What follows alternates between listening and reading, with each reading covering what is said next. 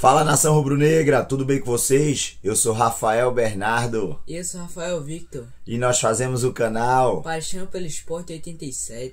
Simbora!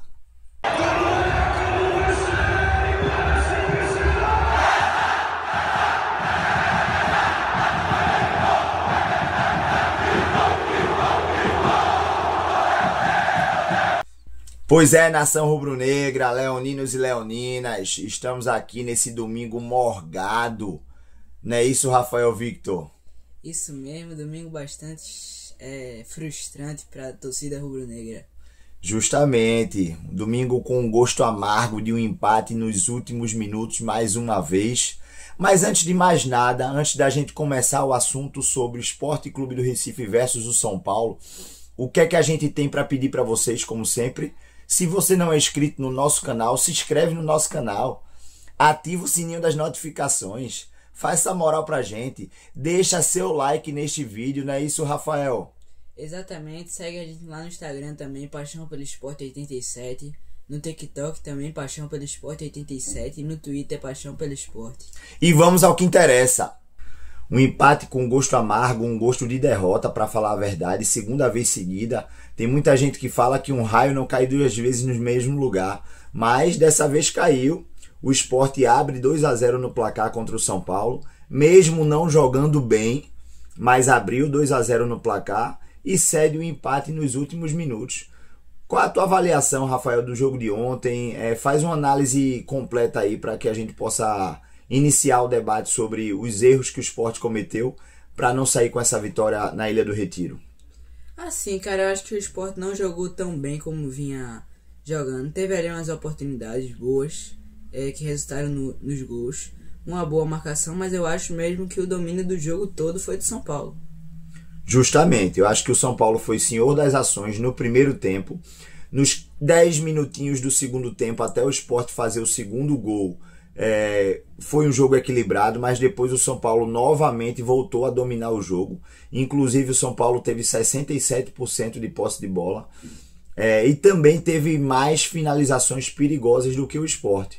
Eu acho que o primeiro tempo o Sport, apesar da marcação alta, marcação dos atacantes ter sido muito boa, inclusive desencadeou para o gol do Sport, a marcação no meio de campo estava muito falha. Os dois volantes do Sport, Rivera e Zé Lucas, estavam numa tarde ruim, numa tarde infeliz. Principalmente, na minha opinião, Zé Lucas teve uma tarde bastante ruim, desencadeando uma abertura muito grande de espaço ali no meio de campo. E a partir do momento que o São Paulo começou a tocar a bola, teve muita facilidade para chegar ao ataque do Sport. O Sport teve um lance de gol, que foi o gol que Lucas Lima recebeu uma bola, um presente do goleiro Yang. Depois o Sport teve duas bolas ali que foram laterais à trave, não gerando muito risco de gol e nada. O primeiro tempo se resumiu a isso da parte do Sport. Na parte do São Paulo, o São Paulo teve um lance que foi uma falha do sistema defensivo do Sport, que deu uma brecha quando o placar ainda estava 0-0, que o São Paulo perdeu o gol. Depois, uma bola na trave, já no escanteio perigosíssimo, porque o São Paulo cruzou sempre cruzando no primeiro pau e deslocando, dando aquela casquinha para o segundo pau. O jogador do São Paulo meteu uma bola na trave, numa falha de marcação de Igor Cariús, e ainda teve alguns outros lances mais perigosos. No segundo tempo, o Sport conseguiu fazer o gol cedo, fez o 2-0 e a gente acreditava que poderia criar mais condição e facilitar mais o jogo do Sport. Téléo Pereira fez uma finalização perigosíssima que o goleiro defendeu. Mas daí o São Paulo dominou o Sport no restante do segundo tempo. E uma coisa que me chamou a atenção, Rafael, foi justamente o São Paulo prendeu o Sport dentro da sua linha defensiva por completo. Ficou parecendo um treino alemão, ataque contra a defesa. E aí, qual era a situação do Sport? Ter uma válvula de escape para o contra-ataque, algo que não aconteceu. Qual a tua análise sobre isso? Sim, cara, eu concordo contigo. Eu acho que foi uma partida assim bem equilibrada do Sport. Entendi. Dentro desse contexto, o que é que a gente pode observar? Algumas substituições que o Sport fez, na minha opinião, geraram um aumento do que o São Paulo precisava, o São Paulo queria. O São Paulo já tinha bola. entra Lucas Moura e começa a dominar as ações ali pelo meio de campo, fazendo infiltrações. Entra um centroavante de referência que passa a poder dialogar com Lucas Moura para que ele possa fazer uma parede, para que Lucas Moura pudesse abrir espaço para outro jogador chutar. E aí começam a criar situações que Gabriel faz 2 defesas quase que impossíveis. E aí quando Daniel Paulista resolve fazer uma substituição por opção, porque ele já tinha feito uma substituição, a saída de Igor Cariús machucado e a entrada de Kevson, que até então não estava mal. Até então ali Kevson estava conseguindo controlar o jogo no sistema defensivo. Por quê? Porque ainda tinha Léo Pereira. E é nesse ponto que eu vou falar. A primeira substituição de Daniel Paulista, ao meu ver, foi errada. Por quê? O São Paulo já estava no setor de ataque dele, no setor defensivo do Sport.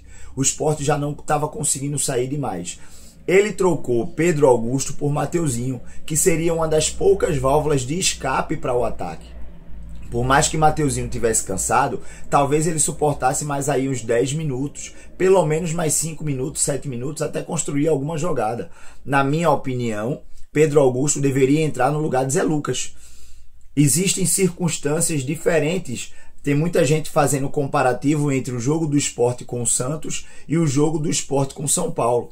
Contra o Santos, o Sport criou, construiu muitas jogadas, perdeu muitos gols. Ontem, contra o São Paulo, o Sport não construiu tantas jogadas. E o São Paulo tinha muito mais a bola de maneira muito mais objetiva do que o Santos. Então são circunstâncias de jogo diferentes. Quando naquele jogo contra o Santos, o Sport poderia ter usado 3 volantes, até porque estava com um homem a mais em campo, o jogador do Santos tinha sido expulso. Ontem contra o São Paulo, eu não achava adequado isso. Por quê? Fez uma trinca de volante, mas matou o nosso contra-ataque. Por quê? Porque Lucas Lima permaneceu em campo. Por mais que Lucas Lima estivesse bem, não tinha com quem ele dialogar. E para piorar a situação, Daniel Paulista tira Léo Pereira, que seria uma outra válvula de escape para o ataque, e ajudava muito o Kevson na marcação, e coloca Barleta. Piorando mais ainda, ele tira Derek, que era um cara que, queira ou não queira, tem um poderio de marcação alta, dificultar a saída dos zagueiros, e coloca Pablo. Ele poderia ter feito essas substituições, tirando Mateuzinho, tirando Derek, tirando Léo Pereira. Mas por que não arriscar colocar Romarinho no lugar de Barleta? Porque Romarinho tem uma ofensividade e uma velocidade maior do que Barleta para puxar contra-ataque. A recomposição de Romarinho é melhor do que a recomposição de Barleta. Então, assim, eu acho que Daniel Paulista, por mais que ali ele é o treinador e tenha que fazer essa leitura no calor da emoção do jogo, eu acho que a leitura de jogo de Daniel foi errada. O Colo Ramírez, por mais que não esteja numa fase boa, por mais que a torcida esteja contestando, eu acho que neste momento o Colo Ramírez tem um poderio de marcação alta muito maior do que o de Pablo. E aí o que é que acontece? O São Paulo já está com a bola, o São Paulo já está totalmente no ataque, no campo do Sport. Os zagueiros do São Paulo estão totalmente confortáveis para construir o jogo, e Daniel Paulista vem com Barleta, um cara que tem velocidade mediana e uma recomposição terrível, e vem com Pablo, um cara que não consegue fazer marcação, está totalmente fora de forma e perdido. Então, na minha opinião, eu acho que Daniel Paulista errou nas escolhas das peças. Acho que Zé Lucas estava muito perdido no meio de campo. Em alguns momentos, quando teve a trinca de volante, Rivera ficou mais centralizado, Pedro Augusto foi para a esquerda, Zé Lucas foi para a direita, para ajudar na recomposição, na marcação, mas o São Paulo praticamente não jogou pelo lado direito do Sport. E aí, dentro desse contexto de não jogar pelo lado direito do Sport, ficou totalmente focado do lado esquerdo, onde Barleta não ajudava na recomposição. E aí sobrou para Kevson. Kevson tem suas limitações, tem ok, mas ele não tinha nenhuma cobertura ali para ser feita. Pedro Augusto também entrou, ficou meio baratinado. Então, na minha opinião ali, o Sport precisaria de outro ponteiro, seja Romarinho, para poder desafogar, e teria tirado outro volante. Não teria ficado com 3 volantes, teria ficado com 2 para tentar um desafogo, uma tentativa mesmo de sair para um contra-ataque, e um contra-ataque matar o jogo enquanto estava 2-1. E aí a gente vem para outras situações. O sistema defensivo, Rafael Victor, foi terrível ontem, né? como é que se diz, as coberturas erradas, principalmente naquele segundo gol. Como é que a gente leva um gol daquele? Exatamente, cara. Eu acho que a defesa atrapalhou. Eu acho que Gabriel Vasconcelos pegaria aquela bola se não fosse aquela quantidade de zagueiro toda. Exatamente. A gente vai ouvir agora uma palhinha de Daniel Paulista falando justamente isso. Importante demais vocês observarem, a gente vai colocar a pergunta de Antônio Gabriel, porque ele fala justamente sobre o Sport tem um trio de ataque bastante ofensivo e também velocista. E uma característica muito importante desse trio de ataque, eles têm uma marcação alta muito boa. E aí Daniel Paulista, quando tem essa característica no time e o time tem tido resultados com essa característica, ele escolhe jogadores para entrar no segundo tempo que nenhum deles tem essa característica. No caso, Pedro Augusto entrou de volante e matou uma ponta direita, porque Lucas Lima foi deslocado para lá, Lucas Lima já estava morto. Entendeu? E em outra situação, colocar Pablo e colocar Barleta nesse jogo. Então vamos escutar o que Daniel Paulista tem para falar e também a pergunta de Antônio Gabriel, que para mim foi muito pertinente e muito importante. Daniel, boa noite. Boa noite, Thiago, todos os colegas. Do meu ponto de vista, Daniel, acho que essa guinada que o Sport vem tendo, essa evolução, é muito pelo trabalho sem bola também. Eu acho que você falou da marcação agressiva, a gente vê um Sport que com os 3 atacantes marcam em cima, forçam um erro. O Brazão errou na série de bola do Santos no jogo aqui na Ilha, hoje o Yang também. Só que é difícil manter, como você falou, essa intensidade o tempo todo. E não é todo o elenco do Sport que tem essa característica também. Então, qual o trabalho que tem que ser feito, do teu ponto de vista, como treinador, para tentar manter essa característica que vem sendo o teu Sport desde a tua chegada, com atletas que não necessariamente apresentam isso como principal característica de jogo? É possível moldá-los? É possível trabalhá-los no dia a dia para que se tornem jogadores assim também? Para que, num momento como esse, no jogo de hoje contra o São Paulo, o time não baixe a guarda, não baixe essa agressividade da marcação? Com certeza eu acredito que o atleta ele é moldável aos estímulos que você orienta ele, trabalha isso no dia a dia. Eu acho que nós estamos conseguindo evoluir nesse sentido com os atletas, principalmente os atletas que não têm essa característica de agressividade a quem é o portador da bola, a marcar alto, como em muitos momentos a gente faz pressão no adversário, principalmente jogando dentro de casa. Você citou exemplos de lances que foram... tiveram no resultado final gols que aconteceram, mas nós tivemos já várias outras oportunidades de bolas roubadas assim ofensivamente, que também proporcionaram oportunidades que foram desperdiçadas. Agora é uma questão de treinamento. É claro que dentro do jogo, como o jogo de hoje, vencendo o jogo por 2-0 e o adversário também se propondo mais na parte ofensiva, naturalmente a equipe vai tentar se fechar, né? Tentar bloquear as ações do adversário e continuar tendo transições, que acho que uma das características do esporte hoje é ser muito vertical. O esporte é muito rápido para chegar ao gol, principalmente quando retoma a posse de bola. Mas hoje, no segundo tempo, isso não funcionou. Não funcionou, a gente não conseguiu sair com a mesma velocidade. Como vocês viram aí a análise de Daniel Paulista, não é que eu critique, peça para Daniel Paulista sair, até porque tem muito torcedor que acha que por você fazer uma crítica, você já está crucificando o trabalho do cara. Não, eu acho que ele fez algumas escolhas que poderia fazer outras. Até afirmei que ele, no calor da emoção, fez essas escolhas. Eu acho que se ele fizesse a escolha de Romarinho, que diga-se por sinal...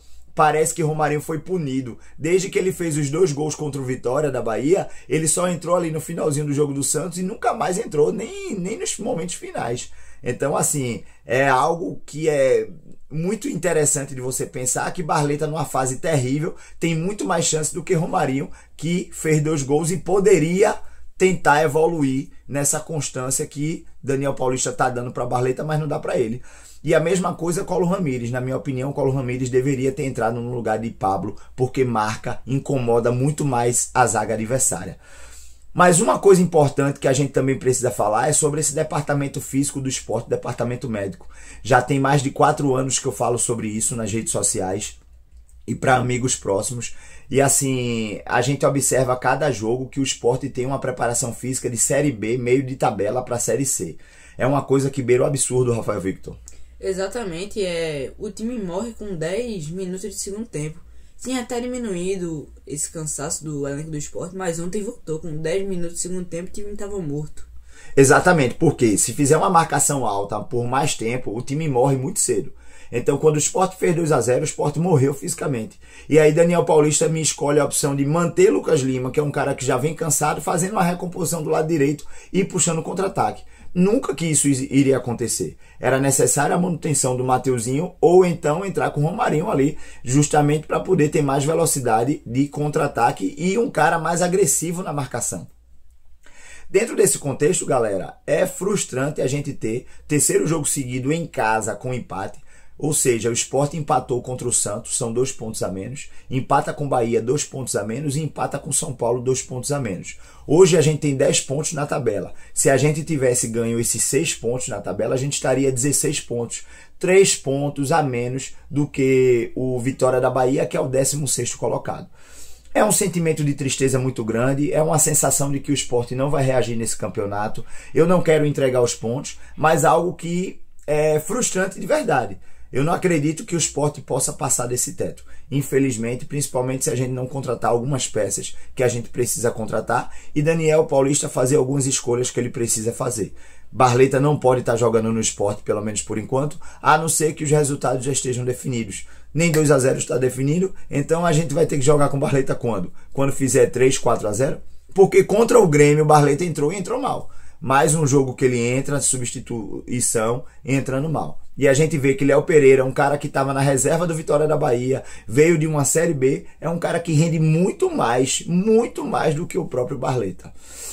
E é isso aí, galera. Fizemos a nossa análise do jogo. Não se esquece de curtir o nosso vídeo, se inscreve no canal se você não é inscrito, deixa seu like, compartilha para geral e siga as nossas páginas, nossas redes sociais, Paixão pelo Esporte 87, no Instagram, no TikTok e Paixão pelo Esporte no Twitter. E lembra sempre, segundas e quintas-feiras temos o Sportcast 87 na nossa página do YouTube. Um abraço a todos e pelo esporte... Tudo!